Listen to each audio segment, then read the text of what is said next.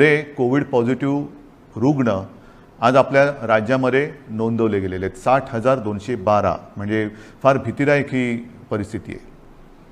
त्याच वेळेला मी एक आणखीन गोष्ट आपल्याला सांगू इच्छितो की साधारणतः गेल्या वर्षी जेव्हा कोविडने आपल्या राज्यामध्ये किंबहुना आपल्या देशामध्ये पहिलं पाऊल टाकलं तेव्हा आरोग्य सुविधा काय होत्या मी वेळोवेळी आपल्याला कल्पना दिलेली आहे. कोविडसाठी चाचणी करणारी जी लॅब आपण म्हणतो ती आपल्या राज्यात 1 किंवा 2च होत्या. आज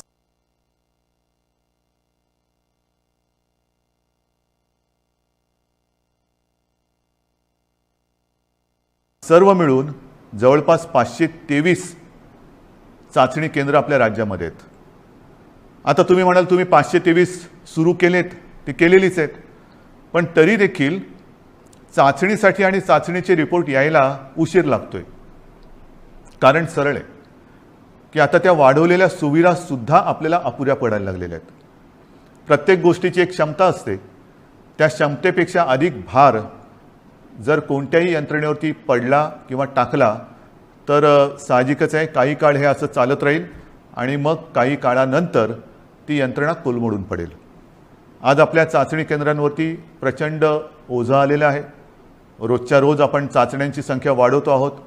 साधारणतः 85,000 करत होतो ते आता 2.25-2.5 लाखापर्यंत गेलेले आहे. अजूनही वाढवतो आहोत. मुंबईमध्ये सुद्धा आपण खूप वाढ केलेली आहे. कोविड केअर सेंटर्स गेल्या वेळेला साधारणतः 2600 होते, 2665, आता 4000च्या आसपास आपण केलेले आहेत. बेड्सची संख्या वाढवलेली आहे. बेडसुद्धा मी बघतो इकडे की गेल्या वेळेला किती होते, गेल्या वेळेला साधारणतः 3.25 लाख होते, आता 3.5 लाखाच्या वरती गेलेले आहेत. म्हणजे याच्यामध्ये सगळे आले, आयसोलेशन बेड्स आले, व्हेंटिलेटरचे आले, साधारणतः मध्यम लक्षणाचे आले, सगळेच. पण आता या सुविधांवरती भार यायला लागलेला आहे. मधल्या काळात आपल्याला कल्पना आहे की आपण MPSC 10वी आणि 12वी या विद्यार्थ्यांच्या आयुष्याची खेळ व्हायला नको म्हणून ह्या परीक्षा आपण पुढे ढकललेल्या आहेत. या परीक्षा आपण पुढे ढकलू शकलो. कोविडची लाट कमी झाल्यानंतर ते आपण घेऊ शकतो, पण आपली जी परीक्षा सुरू आहे ती परीक्षा मात्र आपण पुढे ढकलू शकत नाही. माझे तर म्हणणे लवकरात लवकर त्याच्यामध्ये आपल्याला उत्तीर्णच व्हावंच लागेल. आज चहूबाजूने आपल्यावरती दडपण येते, ऑक्सिजनची कमतरता जाणवते.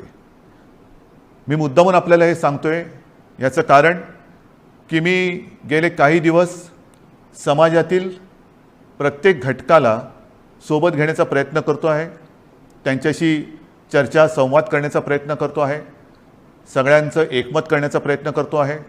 साहजिकच आहे मतमतांतरही असणारच, पण ही मतमतांतरं किती काळ आपण चर्चा करत बसायची, चर्चा निष्पन्न काहीच नाही, हे आता परवडणारं नाही आहे. कारण हा जो कालावधी आहे, हा जो वेळ आहे, हा एकदा जर का आपल्या हातातून निघून गेला तर मग आपल्या मदतीला कोणी येऊ शकणार नाही. आणि येणार किती आणणार, सुरळीत पुरवठा आपल्याला पाहिजे. आणि त्याच्यासाठी मी माननीय पंतप्रधानांना काही विनंत्या करतो आहे. त्या बाकीच्या तर मी आपल्याकडे सांगतोच, पण एक विनंती मी त्यांना करतो आहे ज्याच्याबद्दल मी अधिकृत पत्र पण लिहितोय की ही रस्त्याने आता ऑक्सिजन आणेपर्यंत आमच्याकडे फार विचित्र परिस्थिती निर्माण झालेली आहे. मला कल्पना नाही असं करता येणं शक्य आहे का. असेल तर आपल्याला लष्करी तज्ज्ञांची मदत घेऊन जर हवाई वाहतुकीने आमच्याकडे ऑक्सिजन आणू शकलो आपण आणि आणू शकत असू तर कृपा करून आम्हाला नुसती परवानगी नाही तर एअरफोर्सला सांगून आम्हाला मदत करायचे तसे आदेश द्या. एवढी निकड आता आपल्याला ऑक्सिजनची लागलेली आहे. कारण तुम्हाला मी हा नकाशा दाखवला, आपल्याकडनं टँकर जाणार, तिकडनं ते भरणार, त्याच्याकडनं ते आपल्याकडे येणार. कदाचित तिथे जरी टँकर्स मिळाले तरी तिथे ते टँकर भरले जाणार आणि आपल्याकडे येणार. पुन्हा इकडे आणून एका वेळेला किती आणणार, आणखीन ऑक्सिजन लागणार. मग रोजची ही वाहतूक आपल्याला सुरू ठेवावी लागणार. रोज आपल्याला ऑक्सिजनचा हा पुरवठा लागणार आहे, रोज आपल्याला रेमडेसिवीरचा पुरवठा लागणार आहे. आणि ही सगळी परिस्थिती बघितल्यानंतर मग मात्र आपल्याला ही आपत्कालीन परिस्थिती आहेच ही धरून हवाई वाहतुकीने लष्कराच्या मदतीने सुद्धा जर करता येणं शक्य असेल तर कृपा करून तशी मदत आम्हाला करावी अशी विनंती मी आपल्या माध्यमातून सुद्धा, म्हणजे आता या फेसबुक लाईव्हच्या माध्यमातून आणि मी स्वतः व्यक्तिगत फोनही करीन आणि पत्रसुद्धा लिहितोय. तर ही एक मागणी आहे. तसंच आणखीन एक दोन मागण्या ज्या मला काही वर्गाने केलेल्या आहेत त्यासुद्धा मी वाचूनच दाखवतो की साधारणतः मार्च महिन्यामध्ये GSTचा परतावा दाखल करण्याची मुदत असते. ती मुदत लघु आणि मध्यम उद्योजकांसाठी आणखीन 3 महिन्यांनी वाढवावी अशी मी विनंती माननीय पंतप्रधानांना करतोय. की आता हे सगळे संकटातच आहोत आपण. हे संकट ही आपत्ती आहे. या आपत्तीमध्ये आपणच यांना सांभाळून घ्यायला पाहिजे. कारण इतर वेळेला अर्थचक्र चालवणारी हीच लोक आहेत. धंदे राहिले पाहिजेत, रोजीरोटी राहिली पाहिजे, नाहीतर मग जगायचं कशासाठी. तर त्यांना थोडासा एक आधार देण्यासाठी GSTचा जो एक परतावा आहे तो त्याला 3 महिन्यांनी तरी किमान मुदतवाढ द्यावी अशी मी माननीय पंतप्रधानांना विनंती करतो आहे. नंतर जसे आपण बघत असतो की भूकंप होतो, काही वेळेला अतिवृष्टी होते, पूर येतो, मग ती नैसर्गिक आपत्ती आपण जाहीर करतो. नैसर्गिक आपत्ती जाहीर केल्यानंतर मग त्याच्यामधले जे काही निकष असतात त्या निकषच्या अनुषंगाने आपण वैयक्तिक मदत ही करत असतो. तर ही सुद्धा एक नैसर्गिक आपत्ती आहे, ती तर आपण सगळ्यांनीच मानलेली आहे. पण ह्या नैसर्गिक आपत्तीमध्ये जसं इतर नैसर्गिक आपत्तीमध्ये जे निकष आपण लावतो आणि विशेषतः ज्यांची रोजीरोटी ही ह्याच्यामध्ये थोडीशी हल्लेली आहे म्हणा, किंबहुना जाण्याची शक्यता निर्माण झालेली आहे, त्यांच्या रोजीरोटीवरती गदा किंबहुना संकटात सापडलेली आहे, अशा लोकांना व्यक्तिगत मदत आपण काय करू शकतो ती मदतसुद्धा द्यावी अशी मी माननीय पंतप्रधानांकडे विनंती करतो आहे. याचं कारण असं की ही आपत्ती ही फार विचित्र आहे. याच्यावरती अजूनही म्हटलं तर औषध सापडलेलं तर नाहीच आहे, पण लस ही सापडलेली आहे. माननीय पंतप्रधानांनी सांगितलं की 11 ते 14 तारखेपर्यंत टीका महोत्सव करा. आहे, माझं तर म्हणणं केवळ 4च दिवस नाही, आमच्याकडे आम्ही लसीकरणाचा वेग हा मोठ्या प्रमाणावरती वाढवलेला आहे. पुन्हा मी त्या लस किती मिळते आणि किती ह्या राजकारणात जाऊ इच्छित नाही, पण लसीकरण हे वाढवावंच लागेल. लसीकरण का वाढवायचं, तर लसीकरण केल्यानंतर ह्या लाटेतून बाहेर पडू का नाही. कारण लस दिल्यानंतर सुद्धा प्रतिकारक शक्ती यायला काही दिवस जावे लागतात. नक्कीच आत्ताची लाट ही प्रचंड मोठी आहे. या लाटेतून आपल्याला काही गोष्टी मी पुढे सांगणार आहेत त्या करूनच बाहेर पडावं लागेल. परंतु लसीकरण एवढ्यासाठी की लसीकरण केल्यानंतर तिसरी लाट, कारण जगामध्ये आता तिसरी लाट, चौथी लाट, पाचवी लाट ह्या अशा लाटामागून लाटा ह्या येत आहेत, हा अनुभव आहे. जसं ब्रिटननी काय केलं, 2.5 ते 3 महिने अत्यंत कडक निर्बंध लावले, लॉकडाऊन केला. पण दरम्यानच्या काळामध्ये त्यांनी संपूर्ण जनतेला, जवळपास काही टक्के जनता त्यांनी आता कव्हर केली, 50%हून जास्त झाली असेल जनतेला, त्यांनी वॅक्सिनेशनच्या माध्यमातून एक सुरक्षित केलं. लसीचा पहिला डोस देऊन टाकला आणि तो दिल्यानंतर आत्ताचं तिथलं जे चित्र आहे, हॉस्पिटलायझेशन बरंचसं कमी झालेलं आहे, मृत्यूदर हा घटलेला आहे. मग त्याच दिशेने, त्याच मार्गाने आपल्याला देखील जावं लागेल. आपल्याला येत्या काही काळात भरपूर प्रमाणामध्ये लसीकरण वाढवावं लागेल की जेणेकरून पुढची लाट आपण कदाचित थोपवू नाही शकणार, पण तिचा वेग हा मंदावू शकू. म्हणजे पहिली लाट आता जर का बघितलं आपण पाठीवळून बघताना, तर या लाटेच्या तुलनेत ती लाट काहीच नव्हती.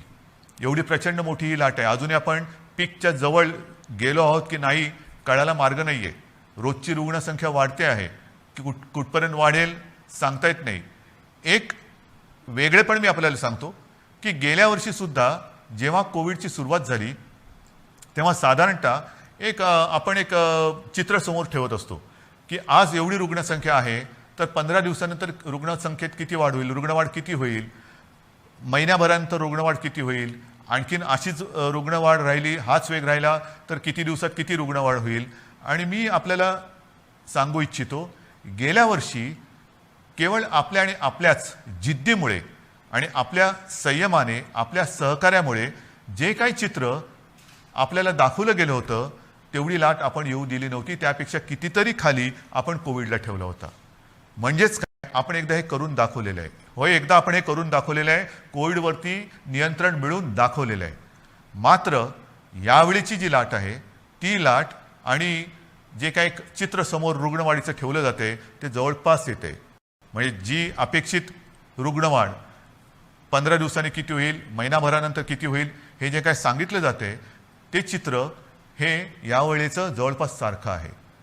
गेल्या वेळेला जेवढी आपण आरोग्य सुविधा वाढवली की आरोग्य सुविधा नाही म्हटलं तरी तोकडी पडताना आपल्याला आता दिसते, आपण अनुभवतो आहोत. पण म्हणून आपण काही स्वस्थ नाही बसलेलो, आपण हातपाय गाळून अजिबात बसलेलो नाही, बसणारच नाही. जिद्दीने आपण लढणार आणि जिंकणारच, जिंकायचंच ही जिद्द घेऊनच आपण युद्ध लढतो आहोत. आज सुद्धा मी जे काय आपल्याला सांगणार आहे ते का पाहिजे. एक तर ही रुग्णवाढ भयावह आहे, भीतीदायक आहे. ऑक्सिजनचा उपयोग आपल्याला जास्त करावा लागतोय कारण तेवढी रुग्णसंख्या वाढते.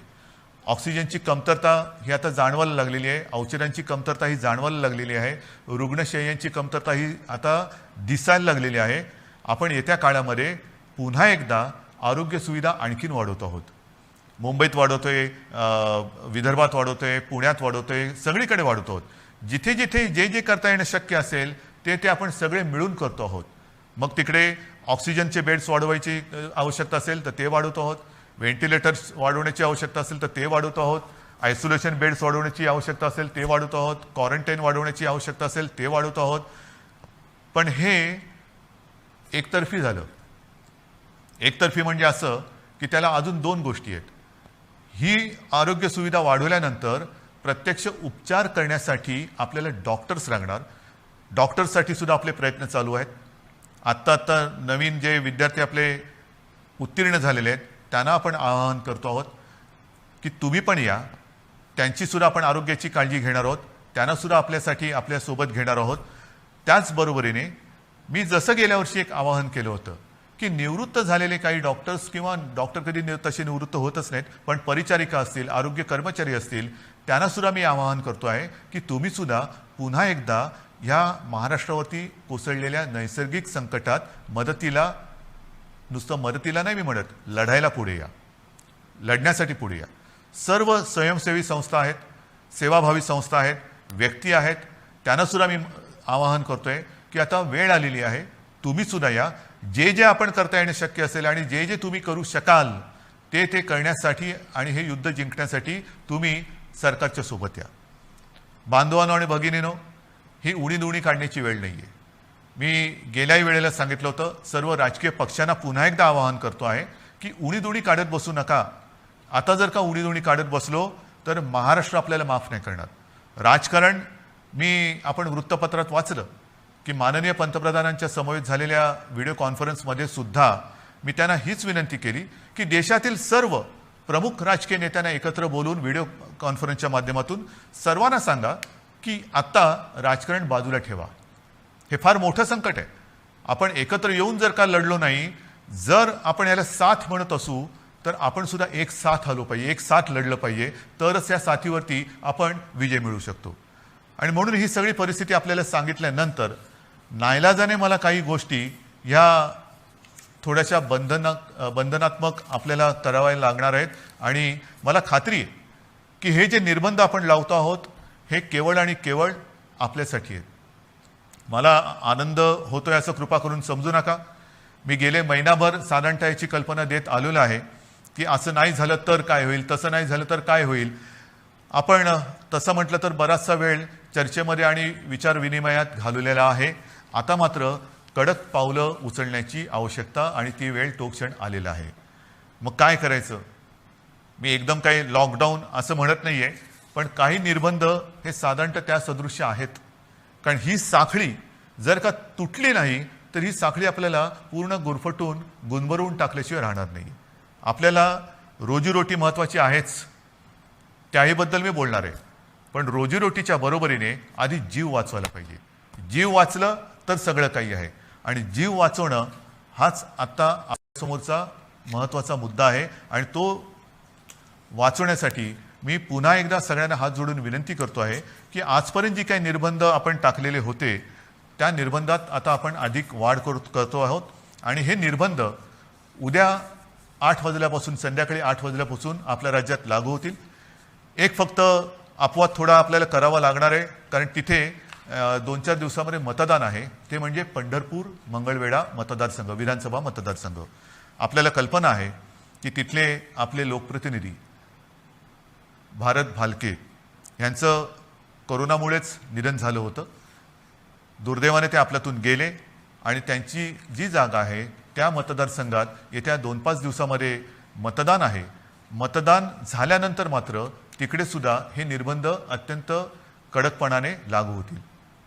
म्हणून मी थोडंसं माझ्या आणि आपल्या सगळ्यांच्या मनाविरुद्ध असलं तरी ह्या काही गोष्टी आपल्याला सांगतो आहे. मला खात्री आहे की आजपर्यंत जसं सहकार्य आपण मला केलं, ज्या ज्या गोष्टी मी आपल्याला सांगितल्या त्या गोष्टी आपण पाळल्या, तसंच सहकार्य येत्या काही दिवसासाठी आपण मला कराल आणि तसं करावं अशी मी पहिल्या प्रथम आपल्याला विनंती करतोय. काही निर्बंध मी आपल्याला वाचून दाखवतो आहे आणि बाकीचे सर्व निर्बंध जे आहेत, सगळे नियम आहेत, ते लवकरात लवकर हे प्रसिद्धी माध्यमाच्या माध्यमातून आणि आपल्या जी काही साईट आहे त्याच्यावरती अपलोड केले जातील की जेणेकरून सर्वांना अत्यंत स्पष्ट शब्दात त्याची कल्पना येईल. जे निर्बंध आहेत ते असे आहेत की उद्या संध्याकाळपासून आपण ब्रेक द चेन म्हणजे ही शृंखला तोडायची, आपल्याला तोडावीच लागेल आणि ती तोडण्यासाठी आपण राज्यात 144 कलम लागू करतो आहोत. म्हणजेच आजपर्यंत ही दिवसा जमावबंदी आणि रात्री संचारबंदी असं होतं, कधी रात्री जमावबंदी करत होतो. आता मात्र आपल्याला पुढचे किमान 15 दिवस राज्यामध्ये संचारबंदी लागू करावी लागत आहे. अनावश्यक येणं जाणं हे आपल्याला आता पूर्ण बंद, मी टाळणं म्हणत होतो, आता ते पूर्ण बंद करावं लागणार आहे.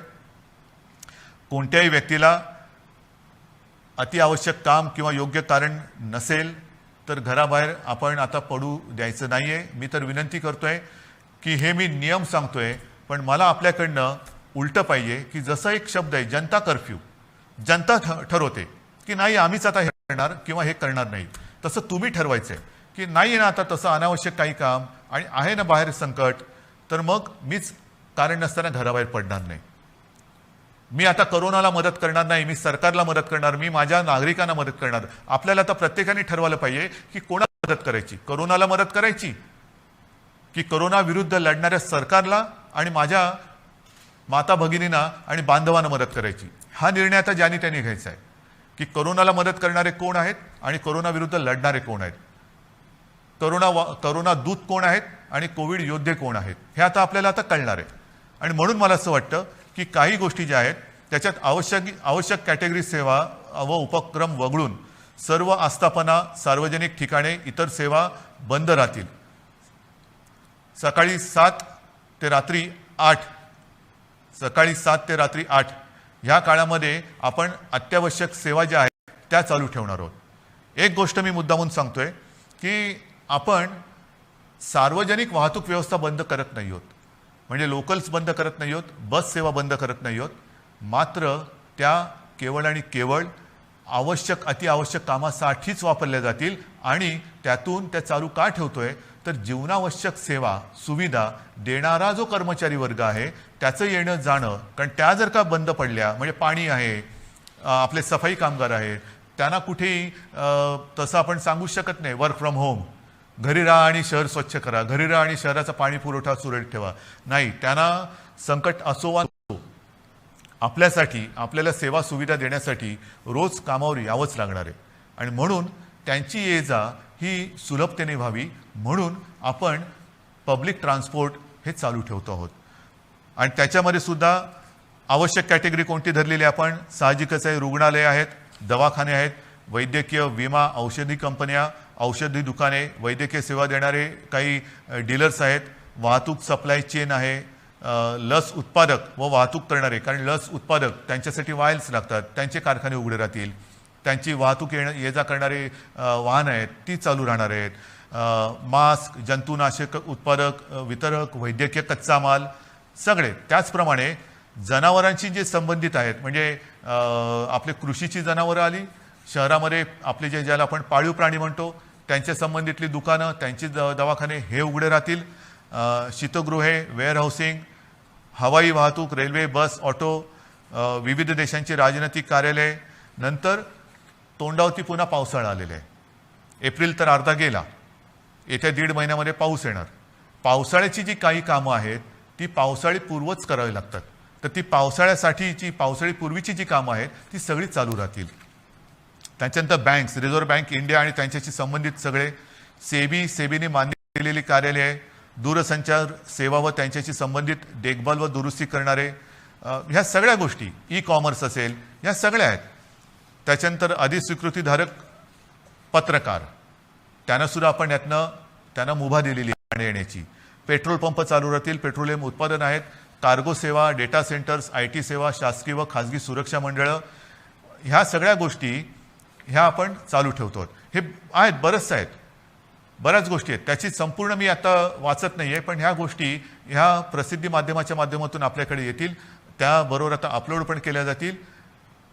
तेवढ्या आणि तेवढ्याच चालू राहतील. बाकीची कृपा करून मी आपल्याला विनंती करतो आहे की ह्या सेवा किंवा इतर काही आपली वाहतूक आहे ती बंद राहणार आहे. बांधकामामध्ये सुद्धा आणि इतर जे काही उद्योग आहेत त्यांना सुद्धा मी सांगतोय की तुम्ही सुद्धा जिथे जिथे तुमच्या साईट्स आहेत, एक तर त्या साईटवरती तुमच्याकडे सुविधा असेल तर तुमच्या कर्मचाऱ्यांची सोय तिथल्या तिथे करा.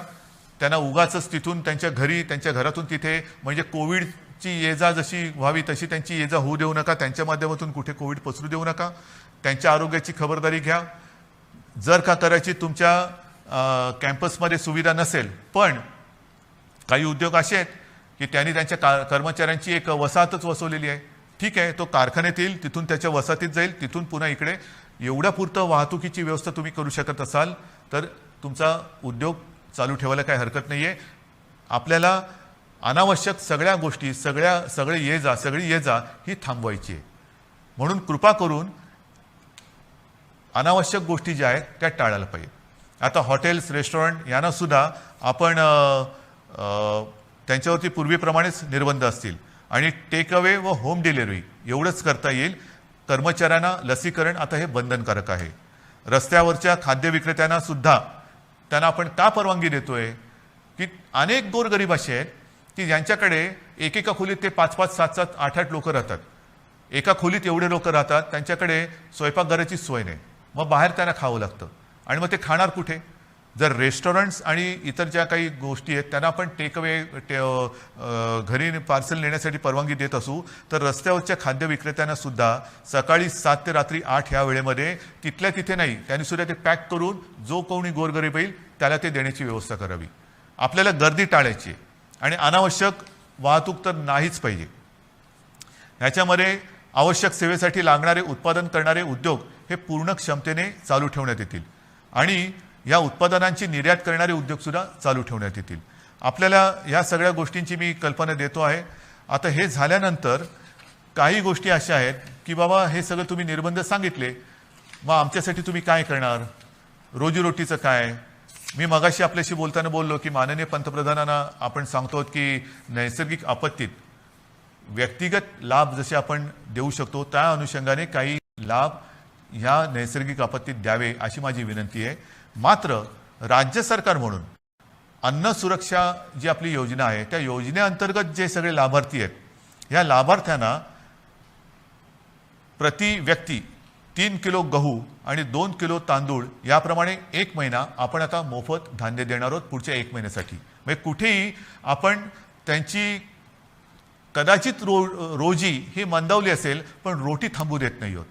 त्यांच्यासाठी अन्नधान्याची व्यवस्था आपण करतो आहोत आणि याच्यामध्ये नोंद केलेले जे आपल्याकडे लाभार्थी आहेत त्यांची संख्या साधारणतः 7 कोटी आहेत. म्हणजे 7 कोटी जे आपले नागरिक आहेत ह्या वर्गात मोडणारे त्यांना आपण पुढच्या महिन्यामध्ये म्हणजे आजपासून जेव्हापासून हे बंधन उद्यापासून सुरू होतील 1 महिना प्रत्येकी 3 किलो गहू आणि 2 किलो तांदूळ याप्रमाणे 1 महिना मोफत आपण धान्य देणार आहोत. तसंच आपल्याला सर्वांना कल्पना आहे सरकार आल्यानंतर आपण 10 रुपयात शिवभोजन थाळी ही गोरगरिबांसाठी सुरू करण्याची योजना जाहीर केली. ती जाहीर केली, योजना सुरू झाली आणि कोविड आला. मग काय करायचं? तर ही योजना कोविड आल्यानंतर आपण 10 रुपयाची जी एक शिवभोजन थाळी होती ती 5 रुपयावरती आणली आणि साधारणतः मी तोही आकडा सांगितलेला आहे. आतापर्यंत काही कोटी लोकांनी ह्या थाळीचा लाभ घेतलेला आहे. आता आपण ही शिवभोजन योजना जी आहे ही जी थाळी आहे ती 10 रुपयाची थाळी आपण 5 रुपयात केली होती. आता पुढचा 1 महिना शिवभोजन आपण मोफत देणार आहोत. 2 लाख थाळ्या जवळपास आपण रोज देतो. ह्या 2 लाख थाळ्या म्हणजे हे शिवभोजन आपण हे मोफत देणार आहोत गोरगरिबांसाठी. म्हणजे सांगतात ना की तुम्ही लॉकडाऊन करताय पण रोजीरोटीचं काय? तर रोजी थोडीशी मंदावणार आहे. मी पुन्हा एकदा सांगतो मला कल्पना आहे पण रोटी कुठे आपण थांबू देत नाही. ही संपूर्ण व्यवस्था, हा सगळा जो काही मी भार नाही म्हणत, हे कर्तव्य जे आहे ते कर्तव्य आपलं सरकार हे समर्थपणाने सांभाळणारच. भार हा पडणार सरकारवरती, जसा तुमच्यावरती पडतोय तसा सरकारवरती पडतोय, पण सरकार हा आपल्या सगळ्या आशीर्वादाने भार सोसणार आणि सोसायला ते समर्थ आहे. त्याचप्रमाणे आणखीन काही योजना आहेत. मी आता हे वाचतो. संजय गांधी निराधार योजना श्रावणबाळ आणि केंद्र पुरस्कृत इंदिरा गांधी राष्ट्रीय वृद्धापकाळ निवृत्ती वेतन योजना, इंदिरा गांधी राष्ट्रीय विधवा निवृत्ती वेतन, इंदिरा गांधी राष्ट्रीय दिव्यांग निवृत्ती वेतन योजना, या 5 योजनेतील लाभार्थ्यांना 2 महिन्यांकरता प्रत्येकी 1000 रुपये आर्थिक सहाय्य आपण आगाऊ देतो आहोत. म्हणजे आधी देतो आहोत, नंतर नाही, आत्ता आधी देतो आहोत. आणि ह्याचे साधारणतः लाभार्थी हे किमान 35 लाख आहेत.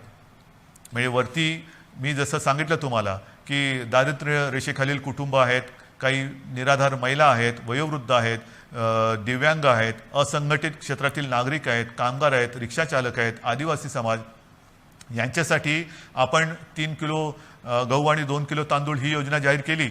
शिवभोजन आपण पुढचा महिनाभर मोफत देतो आहे. त्याच्यानंतर आता ह्या योजना त्याच्यात जो 1000 रुपयांचा जो देणं असतं आपण ते आगाऊ देतो आहोत आणि त्याच्यात 35 लाख लोक आपण त्यांना एक नाही म्हटलं तरी आधार देतो आहोत.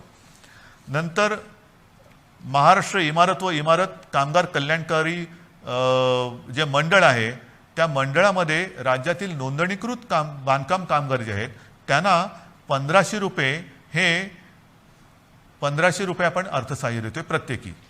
म्हणजे त्याच्यामध्ये साधारणतः 12 लाख पुन्हा लाभार्थी आहेत जे आपल्याकडे नोंदणीकृत आहेत. हे 1500 रुपये आपण त्या बांधकाम वर्गातील कामगारांना देतो आहे. घरेलू कामगार, आता हा एक वेगळा आपण हे करतोय. घरेलू कामगार जे नोंदणीकृत घरेलू कामगार आहेत त्यांच्यासाठी सुद्धा आपण एक निधी देतो आहोत. म्हणजे हा सुद्धा एक मोठा वर्ग आहे तसा जो नोंदणीकृत आहे त्यांना आपण हा निधी देतो आहोत.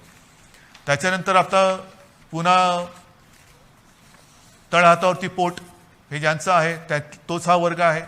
त्याच्यामध्ये आणखीन थोडा वर्ग बाकी आहे, तो म्हणजे अधिकृत फेरीवाले.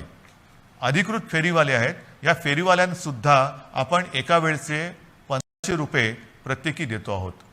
फेरीवाल्यांसाठी जे अधिकृत नोंदणीकृत आहेत फेरीवाले त्यांना देतो आहोत. आणि हे जे देणं आहे हे या फेरीवाल्यांची स्वनिधी योजनेत बँकांकडे नोंदणी असल्यामुळे बँकांमार्फत हे त्यांच्या बँकेत हा जो काही निधी आहे तो त्यांना हस्तांतरण दिलं. ह्याच्यामध्ये जवळपास 5 लाख लाभार्थी आहेत. तसंच आपले रिक्षाचालक आहेत.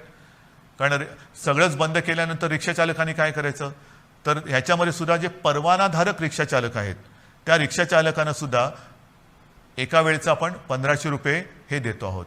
आता याच्यामध्ये सुद्धा साधारणतः 12 लाख लाभार्थी आहेत. म्हणजे तुम्ही बघत जा 7 कोटी 35 लाख 12 लाख 5 लाख 15 लाख आपण जे जे करता येणं शक्य असेल ते करतो आहोत. माझ्या आदिवासी समाजासाठी सुद्धा खावटी योजनेचा लाभ घेत असलेल्या आदिवासी कुटुंबांना प्रति कुटुंब आपण एका वेळेचं 2000 रुपये हे आर्थिक सहाय्य देतोय. ह्याच्यामध्ये सुद्धा आता लाभार्थी 12 लाख आहेत. म्हणजे आपण जेवढं करता येणं शक्य असेल तेवढं करतो आहोत. हे आत्ताच्या घडीला हे आपण जे पटकन करता येणं शक्य आहे ते करतो आहोत.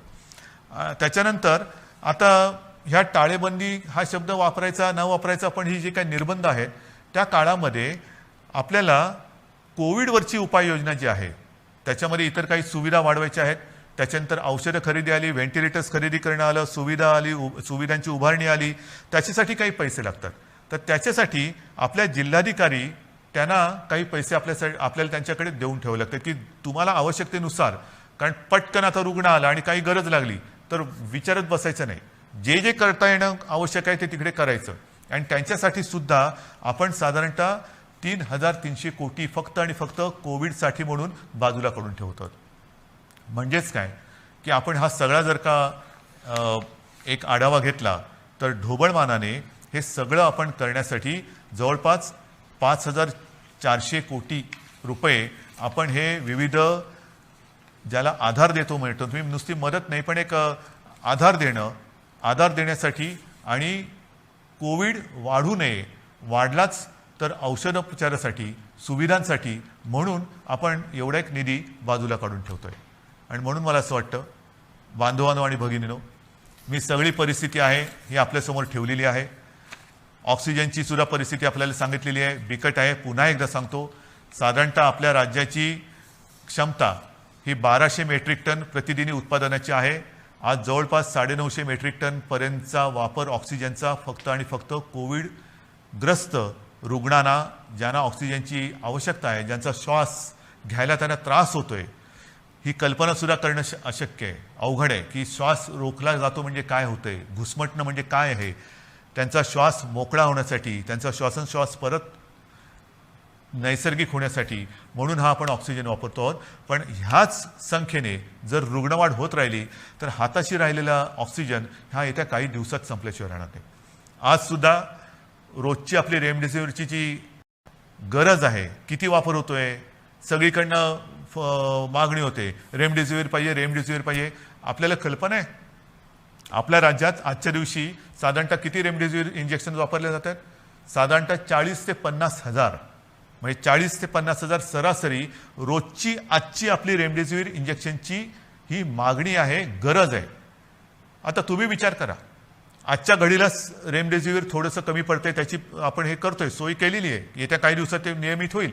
पण जर काही रुग्णसंख्या, रुग्णवाढ अशीच राहिली, याच पटीत वाढत राहिली तर येत्या काही दिवसामध्ये रेमडेसिवीरची आवश्यकता ही दुप्पट होणार आहे.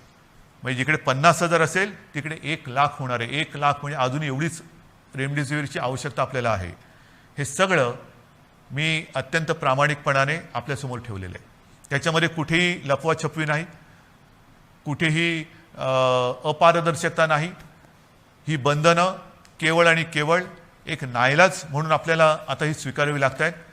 याचं कारण की जगभराचा जो अनुभव आहे, आरोग्य सुविधा वाढवणं, लसीकरण वाढवणं, मात्र त्याच वेळेला ती वाढवण्यासाठी थोडीशी एक मध्ये आपल्याला संधी लागते. ती संधी आणि ही साखळी तोडण्यासाठी आपल्याला हे निर्बंध स्वीकारावे लागतात. हे पूर्ण जगाने आता स्वीकारलेलं सत्य आहे. आणि म्हणून माझी आपल्याला हात जोडून विनंती आहे की ही बंधनं ही एकतर्फी टाकलेली नाही आहेत. ही बंधनं टाकण्यामागे जो उद्देश आहे तो केवळ आणि केवळ प्राण वाचवणे हाच एक उद्देश आहे. आनंददायी ही परिस्थिती नाही आहे, घाबरण्यासारखं सुद्धा तसं नाही आहे, कारण आपण समर्थपणाने ह्याचा मुकाबला करतो आहोत.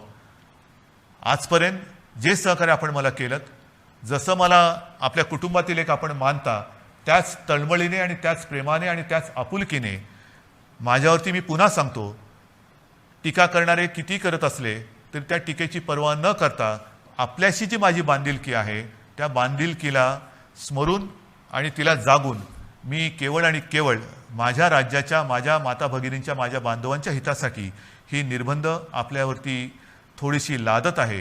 कृपा करा, न चिडता, न रागावता, समजून घेऊन सहकार्य करा आणि ही लढाई जिंकायला